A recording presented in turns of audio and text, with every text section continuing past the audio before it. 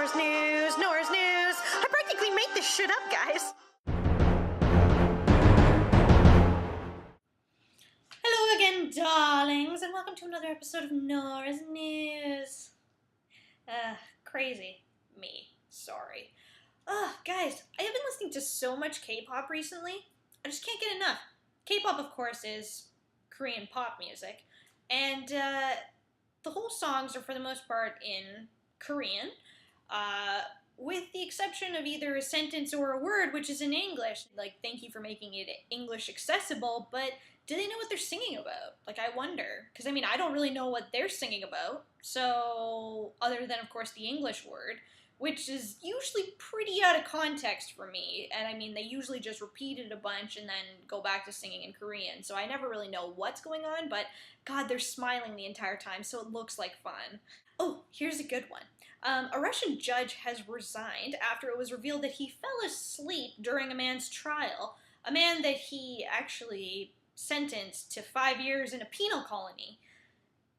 You know what? That's usually when it's best to just be like, guys, I don't know what's going on. It's really hot in here. I fell asleep. I'm sorry. Like, can somebody just sum up what this guy did? Is it good, bad? What should I do?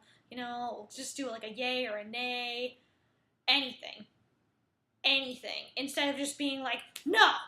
5 years for you. You go to exile. You are such a bad, bad man. It's like, you don't have a clue what this guy did. And it's like, you know what? You were found out. How many other trials has this guy fallen asleep in? There's people in penal colonies being like, yeah, I didn't do anything. Like, I was crossing the street. Then the guy was like, 5 years exile!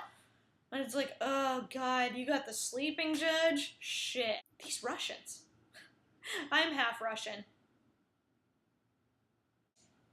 A woman in Ohio is being referred to as the cleaning fairy after she broke into a suburban home, did some light cleaning, and then left a note charging the owner $75.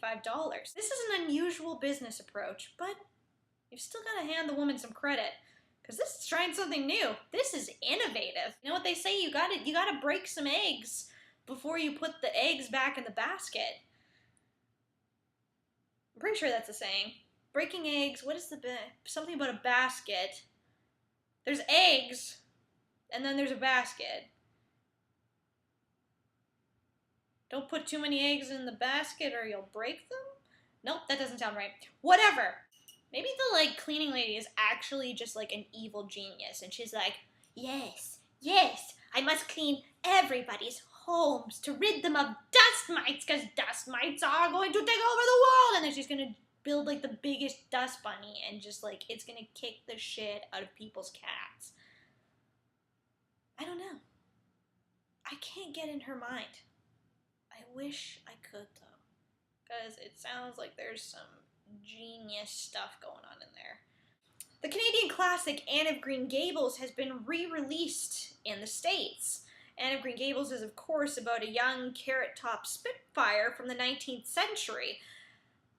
But that's not who appears on the cover. No, there is a buxom blonde, if you will, from 2012, who looks like she stepped out of an episode of Heartland. The Canadians will get that one. But seriously, who the fuck is that? Like, we're trying to make this more approachable to kids, and it's like, what are we trying to convince them that this is the next, you know, installment of Pretty Little Liars? Oh, look, this one takes place in the country, and oh, is somebody else dead? No. They're gonna be so disappointed when she's getting drunk on her cordial with her friend. I'm a little hyper right now. I just ate a lot of Pepperidge Farm whole wheat goldfishes. I'm so the best. Guys. I am so in love with RuPaul's Drag Race right now. I can't get enough. It is the best quality television on TV. I said it. The best TV on TV. I'm not actually watching it on TV. I'm streaming it. But you know what? It's being played on a TV somewhere, and it's great. Can you get any more entertaining when it's just men, gay men, dressed in women's clothing, shouting like they're from the streets? I can't get enough. It is the she-bomb.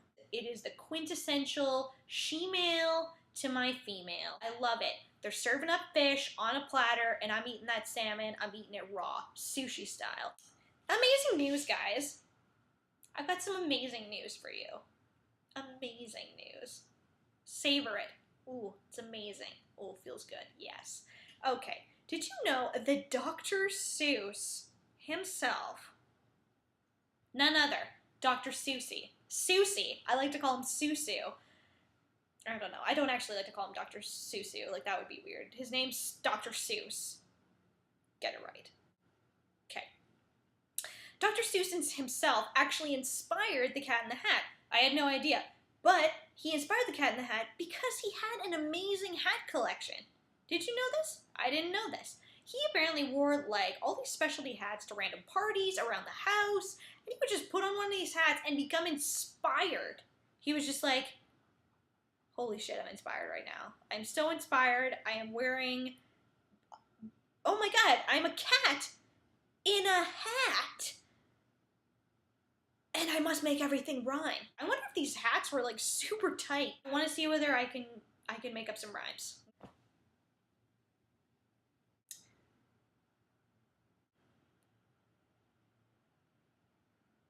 Oh, nope. Doesn't work for me, I'm not gonna lie. Anyways, this concludes another episode of Nora's News. Do I look good in hats? I just don't know. I don't think they're for me, but I bought this one a long time ago when I was apparently going through one of my farmer phases.